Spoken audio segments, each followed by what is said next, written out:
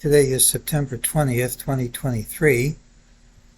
As always, we'll start with our disclaimer. We'll go over our calls and make some predictions.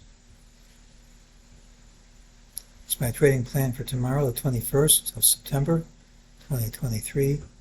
Remember, I can be wrong. Trade at your own risk. I still have personal business. I hope I'll be done by the end of the month. I just don't have as much time as I normally have to follow the market or to do my analysis, and if you're risking money on the calls, please bear that in mind. Today was FOMC day. I said I didn't have a good way of predicting what would happen, but that didn't stop me from giving it a try. We said the commonest thing was a gap, a prompt move outside yesterday's range. We got that.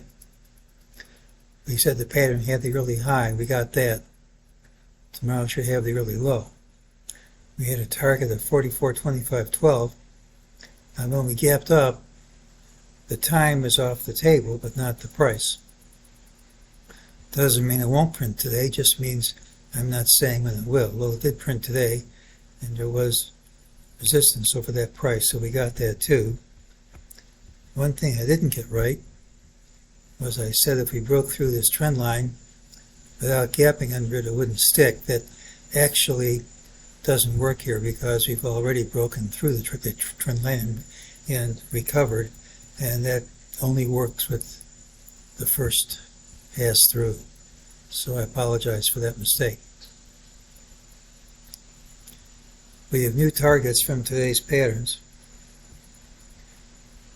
MEJT in the afternoon gave an ultimate buy signal and an ultimate sell signal. When they occur in the same pattern, it doesn't stop big moves from coming, but usually they wind up going no place, so we did come back into the range.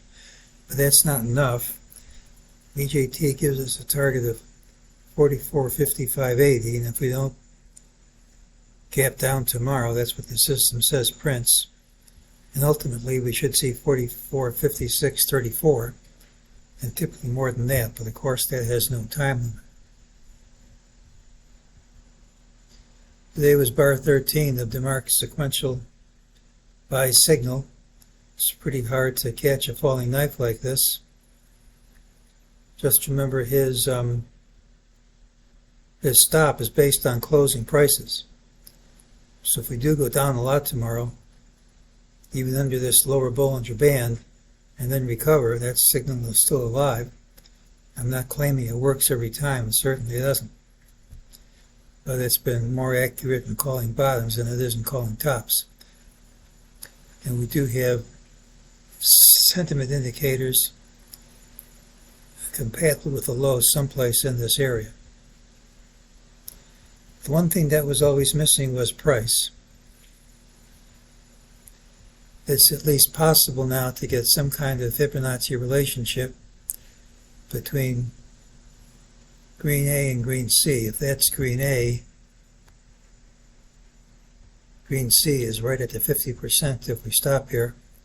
I'm not certain we will, because on the smaller time frames, that's still not my favorite place for this move to end.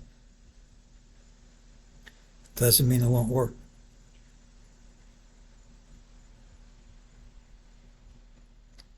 I had better balance of the waves around either 43.95 or 43.64. We took wave A, height, put it on the start of wave C, and you got those numbers. And then in the smaller time frame, took the height of A in black, put it on the top of B, and those things line up with those numbers.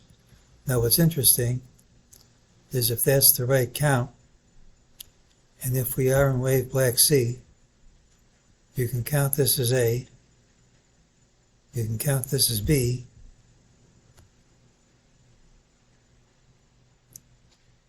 and lo and behold, C equals A right at the same price, 43.64.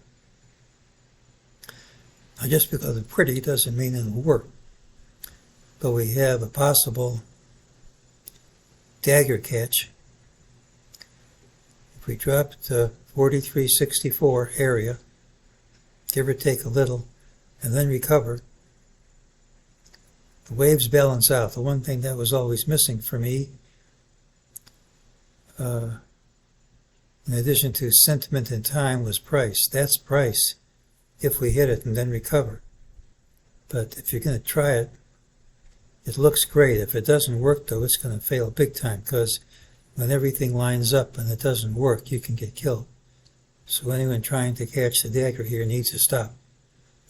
But that would be great if it worked. You don't have to risk money till we see what happens there.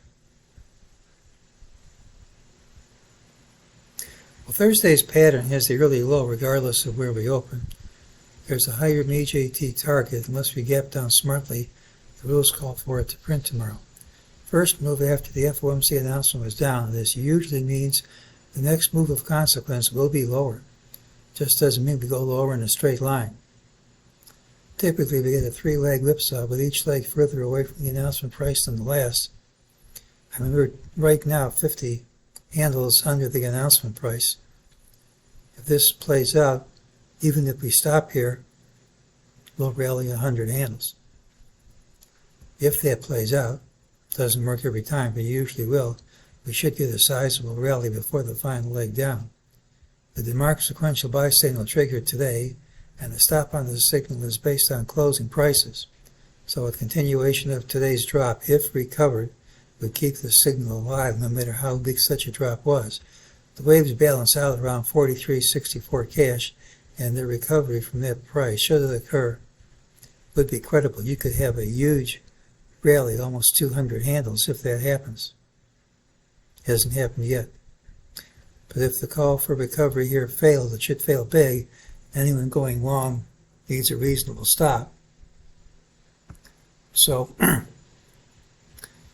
this is one place the waves balance out, but I'd be happier if we saw 43.64 and then bounced off that level. And if we did, there should be a huge rally, which would eventually give way to lower prices. But we don't have to worry about that now. I take it a day at a time. This is the pattern tomorrow with the early low, and this isn't the kind of thing where I tend to risk money overnight, which I rarely do, but there is a great chance for a low tomorrow at that price. So it's the pattern with the early low.